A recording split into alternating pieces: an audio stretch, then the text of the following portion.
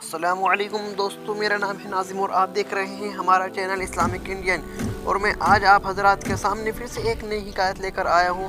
अगर आप हमारे चैनल पर अभी तक नए आए हैं तो हमारे चैनल को सब्सक्राइब कर दें और बेल आइकन को भी दबा दें ताकि आने वाली लेटेस्ट वीडियो आपको टाइम पर मिल जाए। और दोस्तों, मेरा वाहिद मकसद सब्सक्राइब करने के लिए कहने का ये है कि जो हमारी वीडियो आगे तक पहुँचे।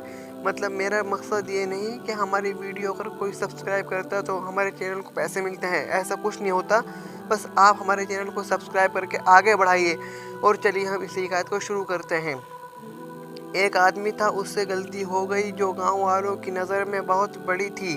चुनांचे गांव वालों ने पंचायत जमा की। पंचायत वालों ने जुर्माना ये तय किया कि 100 रुपये जुर्माना दे दिए या 100 जूते खाए या 100 औसत दर्जे की प्याज खाए। उस आदमी ने प्याज खाना कबूल कर लिया। चुनांचे गांव वालों ने 100 प्याज गिनकर उसके सामने रख दी। जब वो प्याज खाने लगा तो मुश्किल से 20-25 ही खाया होगा कि आंखों से और नाक से पानी का धारा बहने लगा। अब वो बहुत पसो पेश में पड़ा कि क्या करे, तो उसने कहा कि 100 जूते मार लो। जूता मारने के लिए पंचायत वालों में से एक जवान खड़ा हुआ और जवान भी था 6-7 फुट का। जूता भी ऐसा था 250 ग्राम, तो उसमें कीलें जड़ी हुई थी।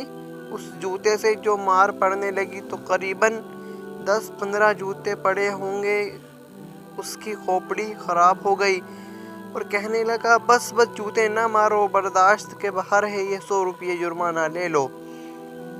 तो दोस्तों, हमें इससे ये फ़ायदा होता है, अगर ये शख्स पहले ही 100 रुपये जुर्माना दे दिया होता तो ये नौबत हरगिज़ ना आती कि प्याज भी खाई, जूते के बीमार भी सही और 100 रुपये बतौर जुर्माना भी दिए। एक इंसान के लिए बरवक्त फ़ैसला की सलाहियत बहुत ज़रूरी है, वरना हर तरह से घाटे में रहता है।